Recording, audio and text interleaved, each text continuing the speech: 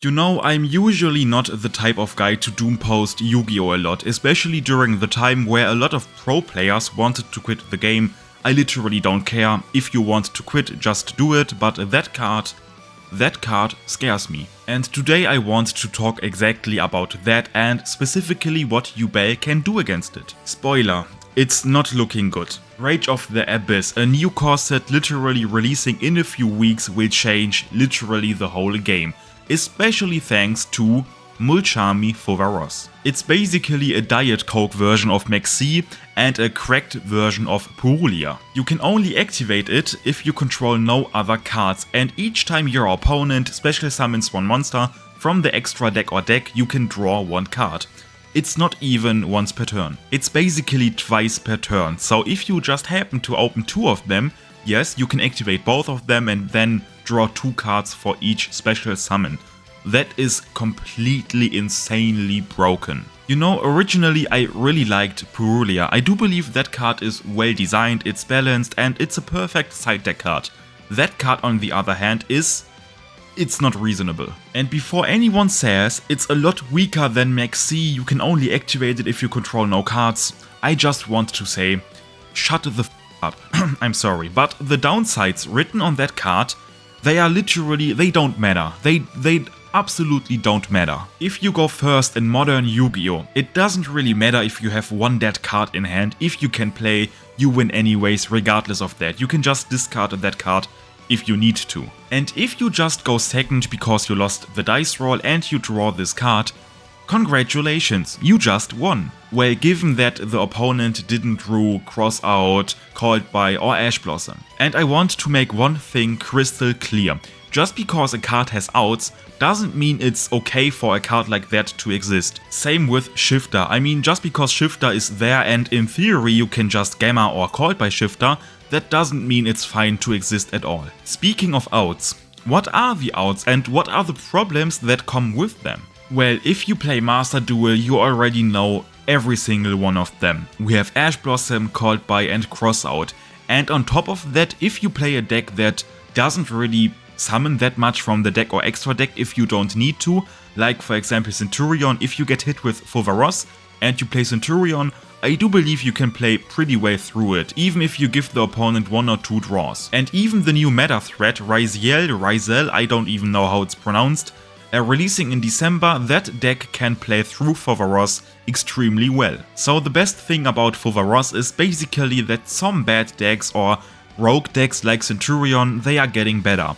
I'm not talking about that deck, because that deck, even without that card, is beyond busted. But I actually think it's kinda cool. The only cringe thing it does is main decking Shifter, so yeah, we will have to deal with that, but that is a topic for another time. Now we get to one of the biggest problems of that card in my opinion.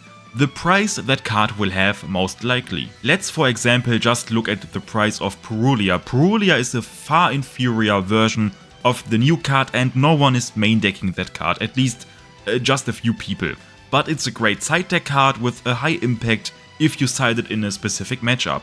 And that card, if you want to play it in a playset, costs 37 euros.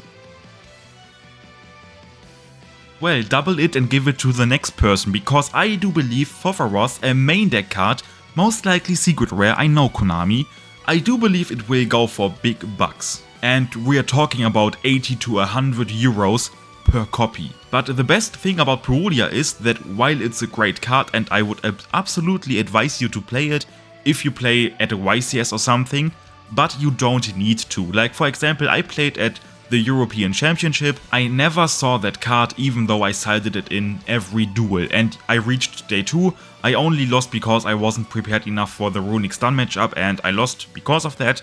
But what I want to say is that yes, you can top without Purulia, you don't need to play that card if you don't have the means to buy it currently. What you can't do is living without Fuwaross. That card is on a complete different level. Everyone will main deck that card. You need copies of that to even cross out that. You will need to play Ash, you will need to play Called By. That card is so strong.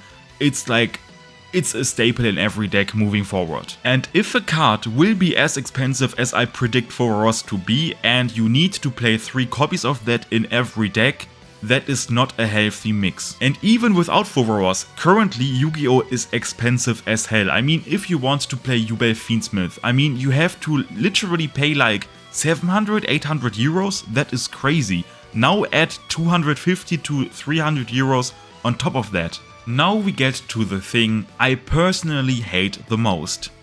The deck building post that card. The deck lists I'm going to show you are just for show, like I literally threw them together in like a second, so I haven't thought about them, don't copy them and expect good results, it's just to visualize you something. So imagine that you are pre-Rage of the Abyss, you play a locals and you play Yubel Fiendsmith with Bot Breaker. I mean, even though it may not be better than hand traps, it's still a fun experience and you can definitely win with that strategy. Now let's see what happens post Rage of the Abyss. Oh, okay, yeah, that are many cards. Maybe I need to cut something. I mean, I now have to play 3 Fuwaross, I have to play 3 Ash. I can't fit as many Bot Breaker anymore. I don't know. Oh, that's looking rough. Are Bot Breaker even worth it anymore? Yeah, what I want to say is that it heavily restricts deck building creativity, which is one thing I love the most about Yu-Gi-Oh! Even if I just test something I thought is good, but it turns out it's bad, I have fun doing that. And let me tell you that if you need to play 3, 6, 9, 10 cards just to survive in a meta, and those cards are 10 non-engine slots, it hurts their creativity in every way imaginable. And yeah, I do believe that you can't play Bot Breaker anymore in an environment where a card like that exists. I don't think it's worth it. I mean, obviously for blind second decks, that card is beyond broken. Tempai will get a massive boost with the newer core set, so there's that. But if you play a normal deck that requires you to have a brain to think to play, so basically not Tempai, you will have a hard time. Bot Breaker shine the most if you draw multiples of it. For example, Evenly Droplet is like historically just broken and can deal with almost every bot there is. But if you can fit 10 to 15 non-engine, that's quite good. But now imagine you have to fill in those slots with 10 cards that aren't Bot Breaker. And suddenly you can only play 3 Bot Breaker, or if you are lucky and your deck allows you to do so, you can maybe play 6, which even then isn't really good at all. On top of that, if you play and you get hit with Fuwaross and you don't draw Ash Blossom or you do not draw Crossout or Called By, which will happen, you most likely have to end, like you don't have any other choice, you have to end on a bad board, for example just 1 Phantom and pray. And in that case, if you have a hand with Bot Breaker, it's really bad. But if you have, for example, Phantom of Yubel, Ash Blossom and 1 Imperm or maybe even 2 Imperms, you can survive 1 turn. Plus, if you need to main deck Crossout, automatically every hand trap you play will have worth, since if you get hit with that, you can just cross out that. Bottom line is, Fuwaross forces you to play hand traps, and moving forward after that, if you don't play a blind second deck, hand traps are just way better. Alright, now let's talk Yubel. What can we do if we get hit by that card? Not much. Don't get me wrong, I thought about that card a lot since the past few weeks, basically since it's been announced, since I immediately knew, okay, that card will be a problem, and there are a few things you at least might consider. For example, you could play 1 Eternal Favorite and Loving Defender, so if you maybe start with Lotus, you give them 2 draws, but you get Phantom and Eternal Favorite setup. That sounds good, but in practice it isn't really. If you play against a meta deck, maybe even a mirror match, and you only end on Phantom and Eternal Favorite and you give the opponent 2 draws and then he draws for turn, it's just way too dangerous. Especially since Called By, Ash Blossom or even just an Impermanence cooks your endboard completely. In my testing so far, it's not worth it to include that package. That may change, I will test it more in the future, but so far you can do that. In theory it sounds good. I'm not the biggest fan of that currently. Luckily Yubel is one of the decks that got maybe one of the best legacy support cards ever printed, being Phantom of Yubel, and most of the times, like it's not really unrealistic to say that, you can just hard make a Phantom of Yubel. So without committing too much, you have protection and a monster negate basically, which is pretty good if you play a lot of hand traps against Fuwaross. For example, let's just say your opponent shotguns in the draw phase Fuwaross, and now you have two choices. You try to combo with Lotus and then you immediately lose, or you just do that and give the opponent, yes, one draw. It's a lot better than giving them two draws, but since you have to play a lot of hand traps anyways, the chances that you at least open 1 to maybe even 3 hand traps, like maybe, is not really that low. So I do believe the best bet, even though it sounds suboptimal, because it is, but we don't have any other choice, the best bet is to just sit on Phantom of Yubel, maybe one Spirit in hand, and pray with your hand traps that you survive one turn. You can't do anything else, like you literally can't.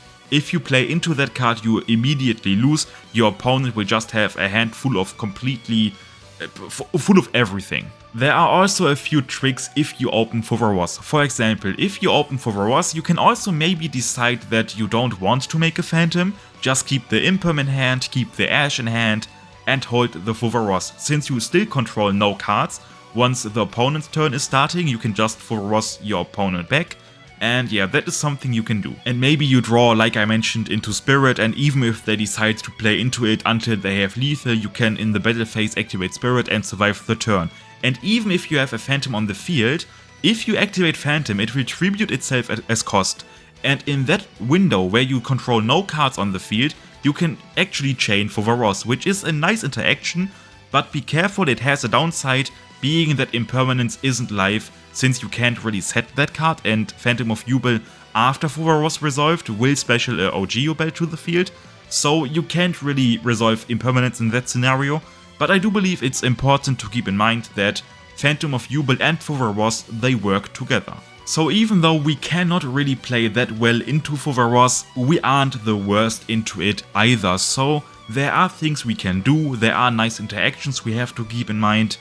It will be fine. And since I most likely need to play that card also, sadly, naturally I will make videos on it, maybe even a complete guide on that, so just by being subscribed to the channel, like always, you are Gucci. Until then, see ya.